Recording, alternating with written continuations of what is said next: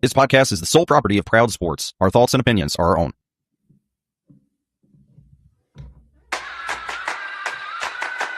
Yeah.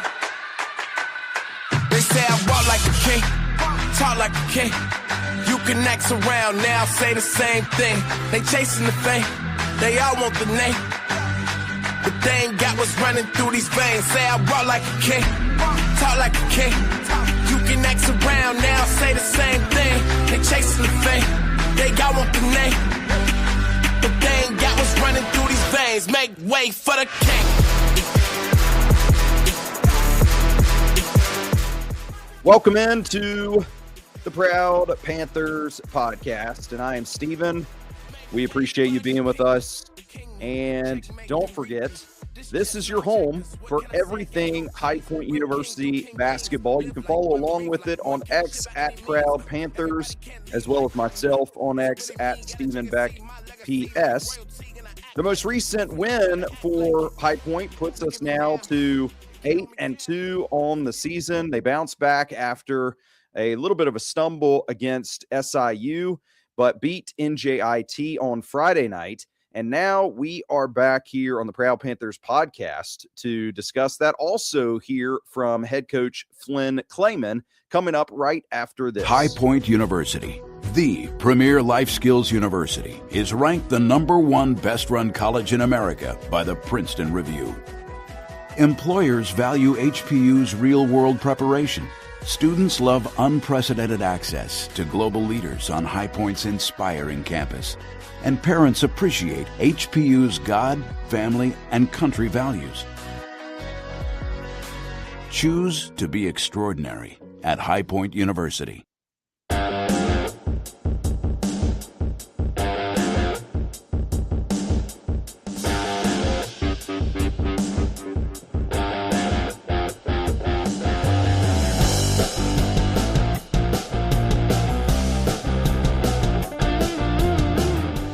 This is the Proud Panthers podcast, and I am Steven, appreciative of everybody for joining us here for another episode where we're going to get into talking about the win over NJIT. That came on Friday night inside the Bain Center. It moved our team to 8-2 on the season. But first, we were able to catch up with head coach Clayman after the game, and this is what he had to share. High Point wins and beats NJIT tonight inside the Quabain Center, 89-72. Head coach Flynn Clayman with us. Flynn, how are you? Doing good. How's everybody doing? Thank you, Panther Nation, for coming out tonight. We had a fantastic crowd. I love to see it, and we need to keep up this great home court advantage, but doing great. We're here to talk hoops, but I have to say, brand new white kicks on, and a guy like me would scuff those bad boys in 2 seconds. So my question, can I call you White Lightning from here on out? Hey, if it's going to lead to a win, if it's going to help us get W's, you can call me whatever you want. Sharp-looking guys, Coach Clayman with us.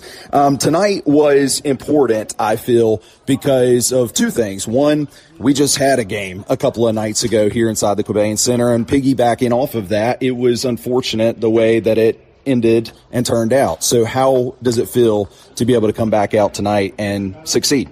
It feels great. I mean, I'm proud of where our team is at this kind of break point in the season. We're heading into finals. We don't have a game for 9 days.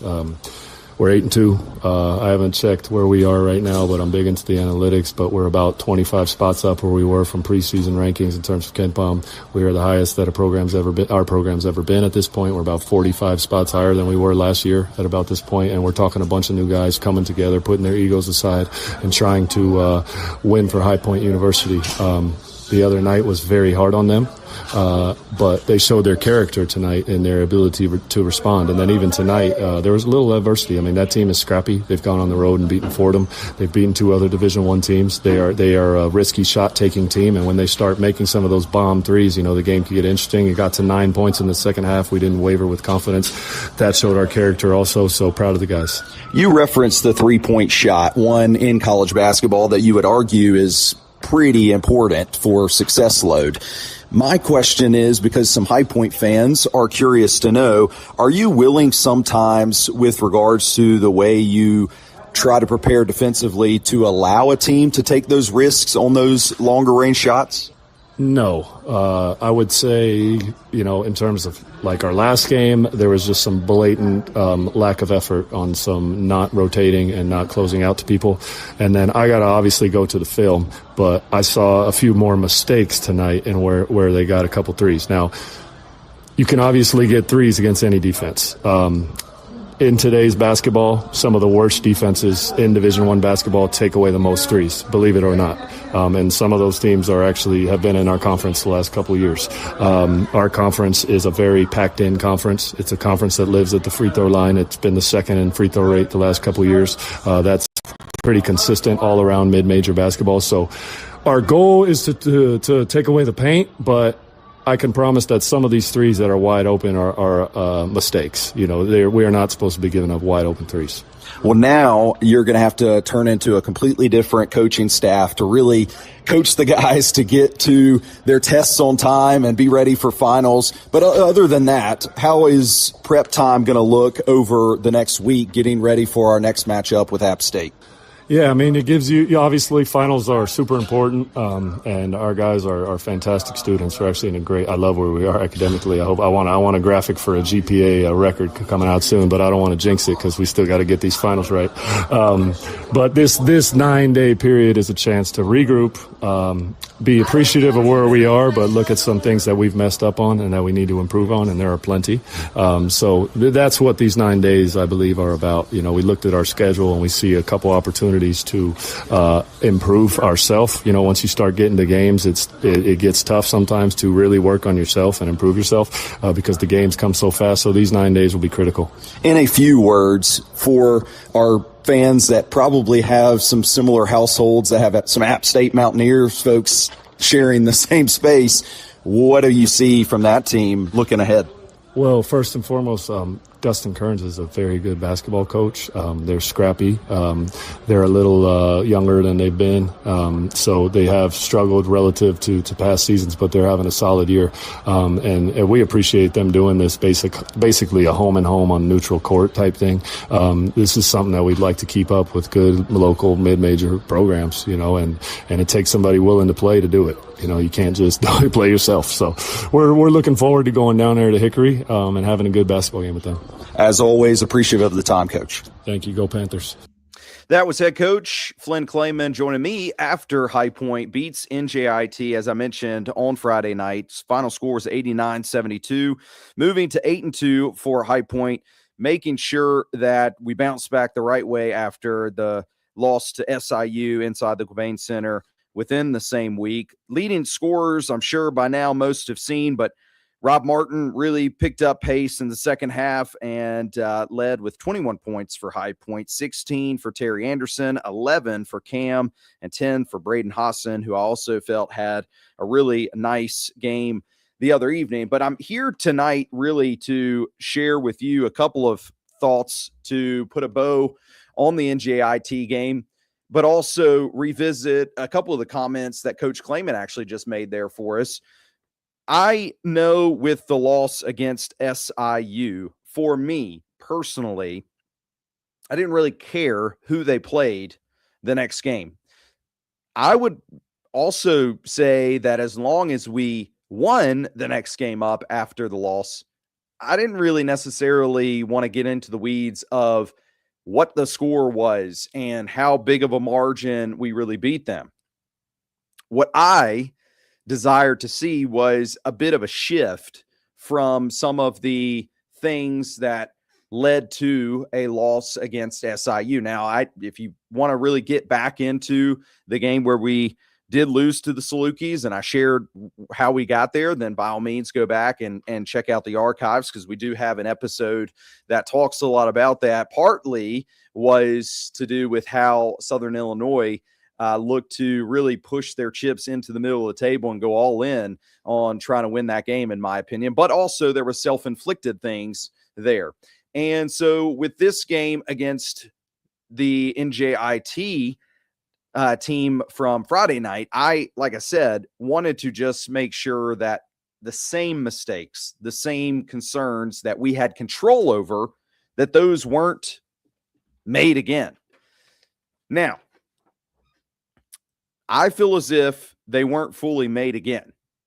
But I also noticed that the start of the second half for our team in both of those games, they had similarities in the sense that it just didn't seem like we got off to a very good start after having a halftime break. I'll go on record to say right now that I actually really like what Coach Clayman and his staff has our team doing coming out of halftime. It's more of in line with what I would say professional basketball teams do, as opposed to staying in the locker room for longer periods, having longer time where maybe the staff is coaching up the players and having a halftime speech. And High Point's team may do that. I'm not in the locker room over halftime, so I couldn't tell you exactly what is happening. But if you haven't noticed, the team does make its way back onto the court a lot earlier than what is probably a custom for most college basketball teams. In the pros, though, a lot of times you'll see a lot more stretching. You'll see a lot more calisthenic type work to get the blood flowing again and try to really get back into activity after stopping and sitting and waiting. And I like how Coach Clayman and this staff has brought that forward with this team this year. They're back out earlier. They're out doing some defensive slides, some not jumping jacks, but jumping movements to really get the blood flowing with the trainers and the guys that are trying to get their bodies moving again. So that's something that should help coming out of a halftime to really get going again, I feel. But for one reason or another, and I don't really think it's that they're not physically ready to go again. To me, it almost just seems like up here for the team, they've gotten comfortable. And somehow coming out of halftime, they need to get out of that comfort zone again and realize that, okay, it's essentially almost like a brand new game starting right now. And we got to do whatever it is starting fresh to make sure that we win this half. I think for me, despite that being the case, the point I really wanted to make here on this Proud Panthers episode is that we did close the game, that we finished it out and won by 17 points, mind you. I know that aspects of the game the other night I wouldn't quantify as really pretty. It wasn't where we ran away with the game the whole time in the second half and we were able to play all the bench guys, and we've seen a lot of that this season. This game didn't feel that same way where it was just complete chaotic blowout and there was no questions, no issues, no problems that we encountered. That's not the way every single game will go. But every single game that our Panthers team has won this season, 8 of them, all by double digits. So while it may not have been the Mona Lisa out there, it was still what it needed to be, and that is a win. And what we still did do is we closed the game the way it needed to be done to win it. We had NJIT get within 9 points in the second half. It felt like they were making a bit of a run on our team. It felt like we had some possessions similar to the SIU game where we didn't value them the way that they needed to be. And it felt like a little bit of a period where we didn't execute with made shots, made field goals. And in that stretch, NJIT made a bit of a comeback. But the end result was what it had to be, and that is that we did close this out, get the win, despite them getting within single digits. And in the midst of that, what I wanted to share as well is that we still had 18 assists. We still didn't get overly out-rebounded. We won Points in the paint, 42-16. We won the rebounds by 5. So all in all, everything from the box score that you could just go down through, there wasn't anything other than just the eyesight, the eye test of feeling like, oh, that was a win, and maybe it wasn't as beautiful, as pretty as it could have been. Now, in the midst of this win, but also in the midst of some breakdowns against SIU, there's been questions within Panther fan circles about the defense. After our team has come out at a very high clip, forcing turnovers, getting steals, after I feel as if it's been a complete defensive rebuild. I don't know that from a coaching perspective that was absolute the case. I feel it more just as a fan of what I'm watching, and we're not doing drop coverages anymore. We're not looking to be as passive, I feel, on the defensive side. And so with that in mind, I feel like it's been more of a rebuild. Out of the result of these past 2 games, though, where NJIT chucked up 39 3-pointers, made 14 of them, and I know I already identified ways that SIU shot out of their shoes for what they normally do. There's been questions from Panthers fans about why are there so many looks that seem to be open from the 3-point range? And that's why I went to bat. I talked with Coach Clayman about that. His thoughts. Are you willing sometimes, with regards to the way you try to prepare defensively, to allow a team to take those risks on those longer range shots? No, I would say, in terms of like our last game, there was just some blatant lack of effort on some not rotating and not closing out to people.